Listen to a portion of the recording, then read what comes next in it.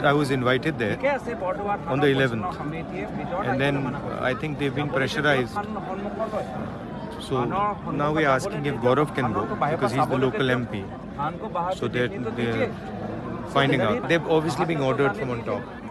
They don't want me to go. BJP down down, BJP down down, BJP down down, BJP down down, Modi down down. జోడు యాత్ర నిలిపివేయాలనేటువంటి ఆలోచన చేస్తున్నటువంటి ఈ నేపథ్యంలో మరి ఈనాడు ఈ కార్యక్రమానికి అఖిల భారత కాంగ్రెస్ కమిటీ ఆంధ్రప్రదేశ్ వ్యవహారాల ఇన్ఛార్జ్ మాణిక్యం ఠాగూర్ గారు గౌరవ పార్లమెంట్ సభ్యులు వారు ఇచ్చేశారు. అదేవిధంగా సిడబ్ల్యూసీ సభ్యులు రఘువీరారెడ్డి గారు ఇచ్చేశారు. భారత్ జోడో న్యాయ యాత్ర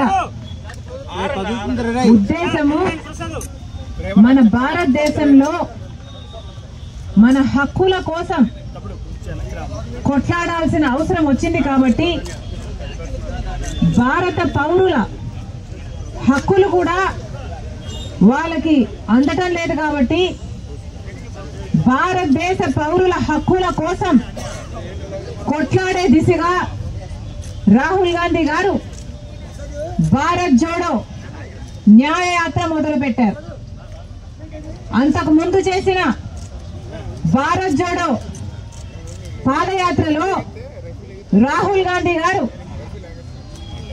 4000 కిలోమీటర్లు పైగా పాదయాత్ర చేస్తే అడుగడుగున ఎక్కడ వీలైతే అక్కడ కాంగ్రెస్ పార్టీకి వ్యతిరేకంగా ఉన్న ప్రభుత్వాలు అయితేనేమి బీజేపీ అయితేనేమి దాడులు చేశారు.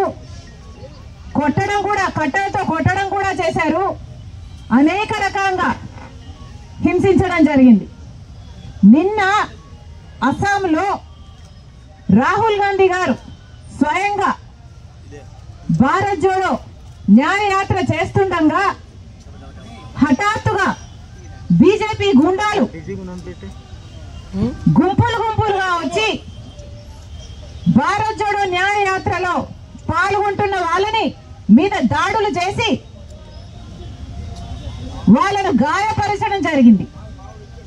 ఎందుకిలా చేస్తున్నారు అని రాహుల్ గాంధీ గారే స్వయంగా దిగి వాళ్ళని ఎదిరిస్తే రాహుల్ గాంధీ గారికి కూడా ప్రమాదం తలపెట్టే ప్రయత్నం చేసి ఆఖరికి పెద్ద గొడవై నిన్న అస్సాంలో ఈ విషయం జరిగితే అస్సాంలో ఉన్నది బీజేపీ పార్టీకి చెందిన ముఖ్యమంత్రి.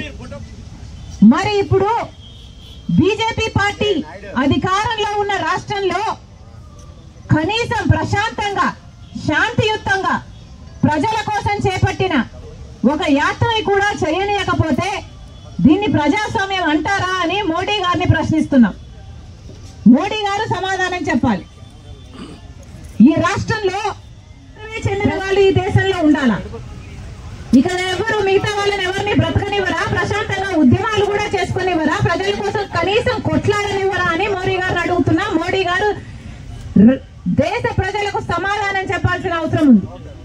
ఈ రోజు రాహుల్ గాంధీ గారు అస్సాంలోనే ఒక గుడికి వెళ్ళాలనుకుంటే ఆ గుడికి కూడా రాహుల్ గాంధీకి వెళ్ళకూడదు, అనుమతి లేదు అని అనుమతి నిరాకరించారు.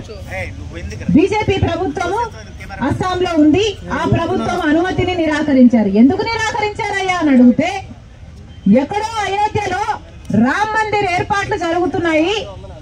ఆ కార్యక్రమం అక్కడ జరుగుతున్న సమయంలో ఇక్కడ అస్సాంలో రాహుల్ గాంధీ గారు గుడికి వెళ్ళకూడదట.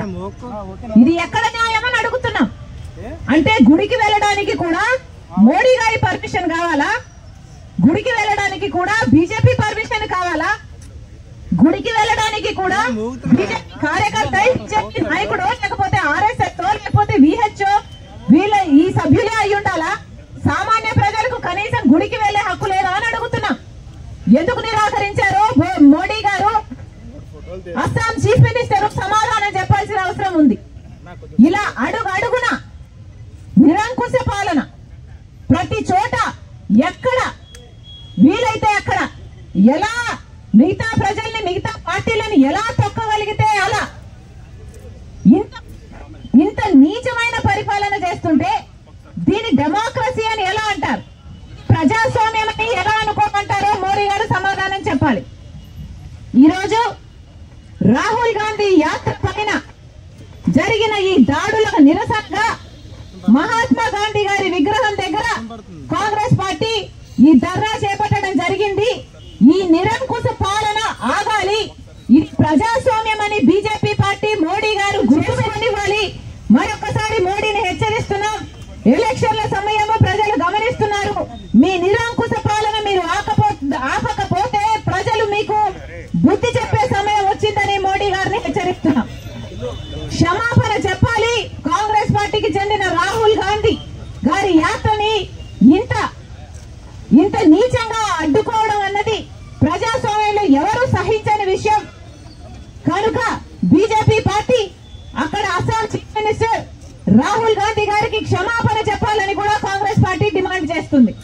Down down BJP, down down BJP, BJP, BJP, BJP, down down BJP, down down down BJP, down down BJP, down down BJP, down down BJP, down down BJP, down down BJP, down down BJP, down down BJP, down down BJP, down down BJP, down down BJP, down down BJP, down down BJP.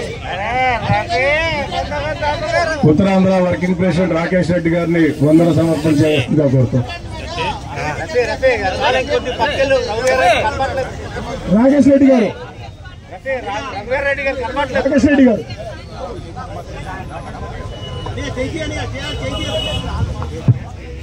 ఈ కార్యక్రమానికి ఇచ్చేటటువంటి senior Congress నాయకులు, అదేవిధంగా మన గౌరవ PCC.